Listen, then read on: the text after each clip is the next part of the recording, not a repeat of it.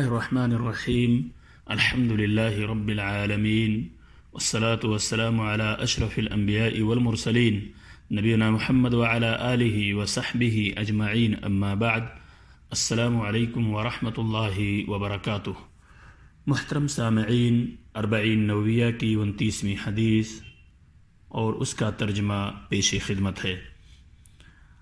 عن معاذ بن جبل رضی اللہ عنہ قال قلت یا رسول اللہ أخبرني بعمل يدخلني الجنة ويباعدني عن النار قال لقد سألتني عن عظيم وإنه ليسير على من يسره الله تعالى عليه تعبد الله ولا تشرك به شيئا وتقيم الصلاة وتؤتي الزكاة وتصوم رمضان وتحج البيت ثم قال ألا أدلك على أبواب الخير الصوم جنة والصدقة تطفئ الخطيئة كما يطفئ الماء النار وصلاة الرجل في جوف الليل قال ثم تلا تتجافى جنوبهم عن المزاجع يدعون ربهم حتى بلغ يعملون سورة السجدة آیت نمبر 16-17۔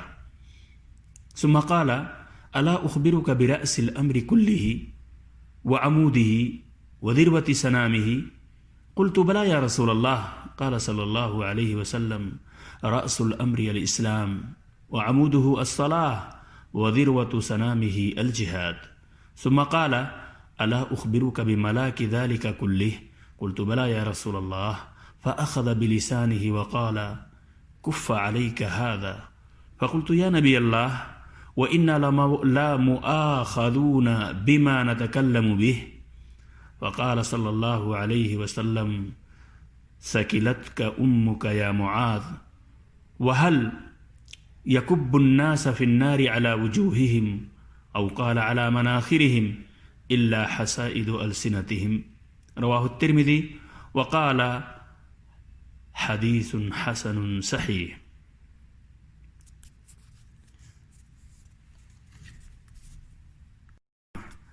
معاذ رضی اللہ عنہ فرماتے ہیں کہ میں نے کہا اے اللہ کے رسول، مجھے کوئی ایسا عمل بتلائیے جو مجھے جنت میں داخل کر دے اور جہنم سے دور کر دے۔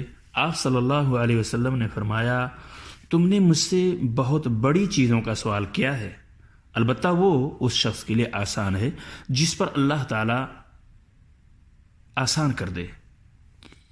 تم اللہ کی عبادت کرو اور اس کے ساتھ کچھ بھی شرک نہ کرو، نماز کی پابندی کرو، زکوٰۃ کو ادا کرو، رمضان کا روزہ رکھو، بیت اللہ کا حج کرو۔ پھر فرمایا کیا میں تمہیں خیر کے دروازے نہ بتلا دوں؟ روزہ ڈھال ہے اور صدقہ گناہوں کو اسی طرح مٹا دیتا ہے جس طرح پانی آگ کو بجھا دیتا ہے، اور رات کی تنہائی میں آدمی کی نماز۔ پھر آپ صلی اللہ علیہ وسلم نے سورۃ السجدہ کی آیت نمبر 16 اور 17 تتجافى جنوبهم عن المضاجع يدعون ربهم سے يعملون تک تلاوت فرمائی۔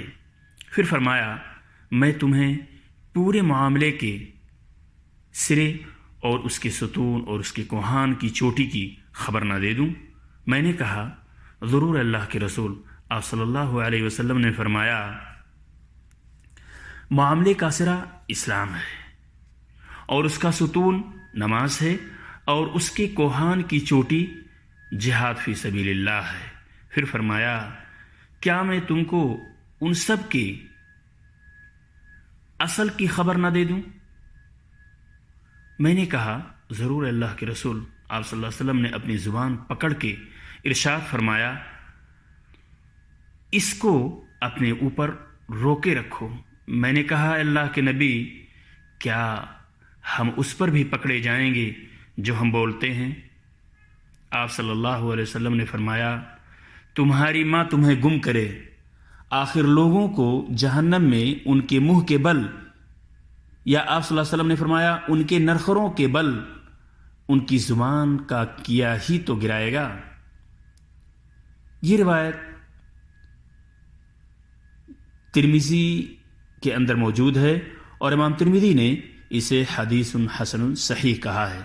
سامعین کرام، آنے والے درس میں انشاءاللہ اس حدیث سے مستنبط فوائد و احکام آپ سماعت فرمائیں گے۔ تب تک کے لیے اجازت دیجیے۔ السلام علیکم ورحمۃ اللہ وبرکاتہ۔